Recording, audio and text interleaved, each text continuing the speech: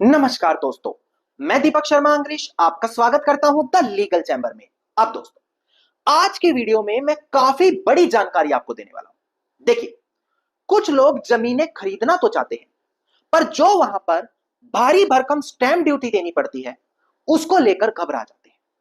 उनको लगता है कि जमीन मैं खरीद तो लूं, पर जो स्टैंप ड्यूटी देनी पड़ेगी, उसका पैसा मेरे पास अभी नहीं है। और इसके चलते या तो वो कच्चे कागज बनवाते हैं, GPA, agreement to sell, will, वसीयत, power of attorney, possession letter, payment receipt, या फिर संपत्ति खरीदते ही नहीं। जबकि मैं आपको बता दूं कि अगर आप इन कच्चे कागजों से संपत्ति खरीद रहे हैं, आपने जितना भी पैसा सामने वाले को दे दिया, पर कानूनी तौर पर आप मालिक नहीं बनेंगे। और यह बात आपको उस दिन समझ में आ जाएगी जिस दिन कोर्ट में कुछ विवाद हुआ। दूसरी चीज, अगर आप प्रॉपर्टी खरीदना चाहते हैं और स्टैंप ड्यूटी अभी भरने में सक्षम नहीं है, पर बाद में आप दे देंगे 1 साल 2 साल, तो वहां पर आप लोगों के पास कुछ समाधान है। आज की वीडियो में मैं ऑनरेबल सुप्रीम कोर्ट की एक ऐसी जजमेंट पर चर्चा करने वाला हूं, जहां पर ऑनरेबल सुप्रीम कोर्ट के सामने एक ऐसा मैटर आया जहां पर प्रॉपर्टी खरीदने वाले ने सेल डीड को एग्जीक्यूट करा लिया। दोनों पार्टियों के साइन हो गए, विटनेस के साइन हो गए, पैसों का लेन देन हो गया, प्रॉपर्टी पर कब्जा हो गया। पर जब रजिस्ट्रेशन का टाइम आया तो उसके पास प्रॉपर स्टैंप ड्यूटी नहीं थी। इसी वजह से उसका डॉक्यूमेंट रजिस्टर्ड नहीं हुआ और वो रजिस्ट्रार ऑफिस में पड़ा रहा, उसको वहीं पर जब्त कर लिया। नाउ कुछ सालों बाद प्रॉपर्टी को दोबारा बेच दिया गया क्योंकि उसको रजिस्टर कराया नहीं था। तो ऑनरेबल सुप्रीम कोर्ट ने कहा कि देखो, अगर डॉक्यूमेंट रजिस्टर्ड नहीं है तो इसका मतलब यह नहीं माना जाएगा कि सेल डीड अवैध हो गई। अगर सेल डीड प्रॉपर एग्जीक्यूट हुई है तो वही उसका मालिक माना जाएगा जिसको पहले सेल डीड दी थी। यानी कि बहुत बड़ी राहत आज आपको मैं देने वाला हूं। नाउ ये जो मैं जजमेंट लाता हूं, ऐसा नहीं है कि सिर्फ मेरे पास मिलेगी।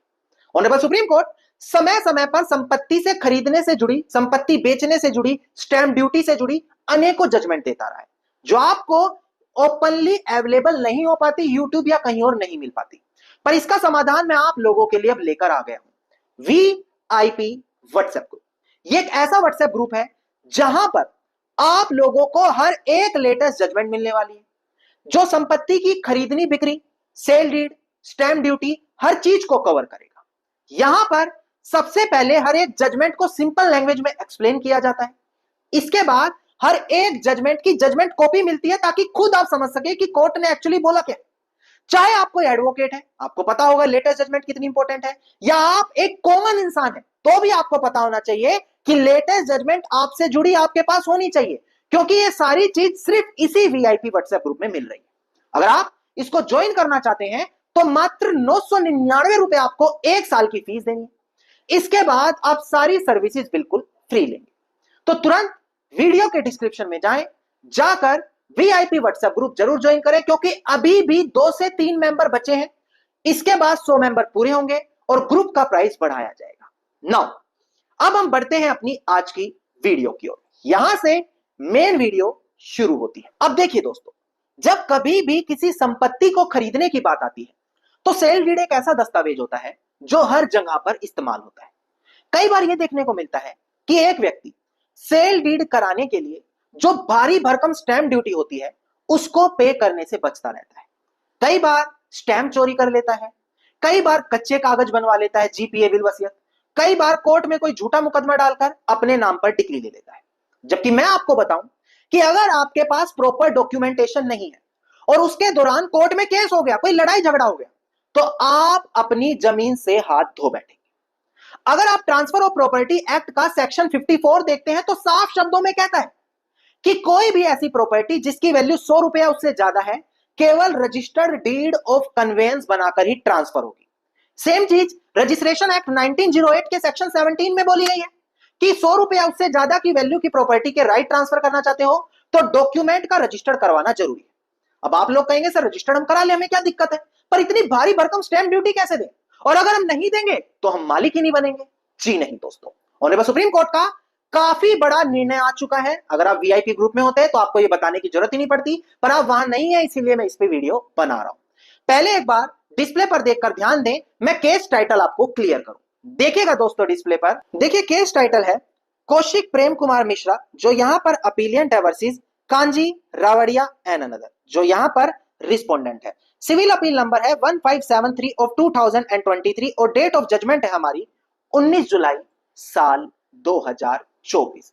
काफी बड़ी जजमेंट है, प्लीज इसको बड़ी ध्यान से देखिएगा। अब प्रेजेंट केस में क्या होता है, एक व्यक्ति प्रॉपर्टी खरीदने के लिए जाता है और साल 1985 के बीच वो प्रॉपर्टी खरीदने बेचने की तैयारी करते हैं। प्रॉपर्टी का पैसा दे देता है, प्रॉपर्टी पर कब्जा ले लेता है, डॉक्यूमेंट तैयार कराता है, अपने साइन कराता है, बेचने वाले के साइन कराता है, विटनेस के साइन हो जाते हैं, सारा काम हो जाता है।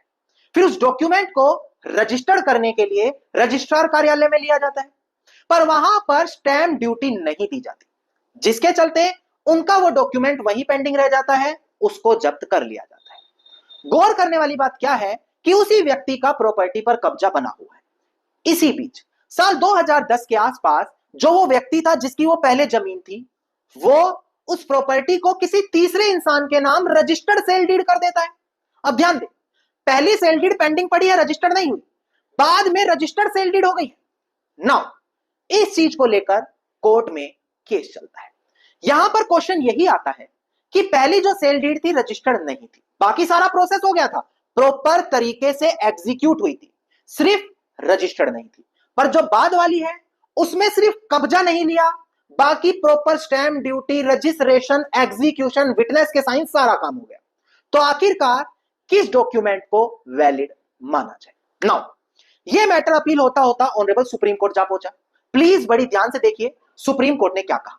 सबसे पहले ऑनरेबल सुप्रीम कोर्ट ने कहा कि देखो, हमें पता है डॉक्यूमेंट का रजिस्टर्ड होना जरूरी है, अगर वो रजिस्टर्ड नहीं है तो यहां पर उसको कोर्ट में एविडेंस के तौर पर स्वीकार नहीं किया जा सकता।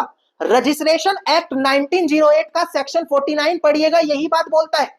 दूसरी चीज, ऑनरेबल सुप्रीम कोर्ट ने कहा कि अगर वो एविडेंस के तौर पर स्वीकार नहीं होगा तो इसका मतलब यह नहीं है कि वो बेकार हो गया। वहां पर सिर्फ उसको रजिस्टर्ड नहीं कराया गया था, बाकी सारे काम प्रॉपर तरीके से एग्जीक्यूट किए गए थे, सभी के साइन, पैसों का लेन देन, जमीन पर कब्जा।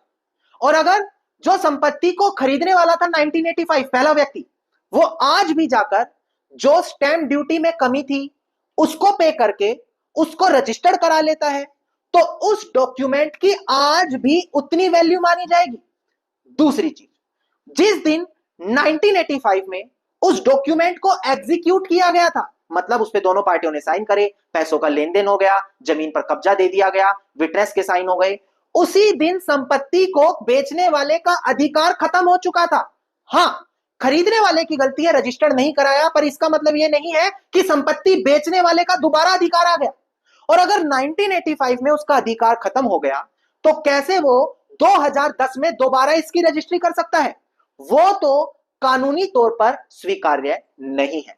हां, हमने माना कि 1985 का व्यक्ति जिसने खरीदी थी इस डॉक्यूमेंट को कोर्ट में एविडेंस के तौर पर नहीं दे सकता, पर तब भी वो आज भी जाकर जो स्टैंप ड्यूटी में कमी रही है उनको पे करके उसको प्रॉपर तरीके से रजिस्टर्ड करा सकता है और वही उसका मालिक माना जाएगा।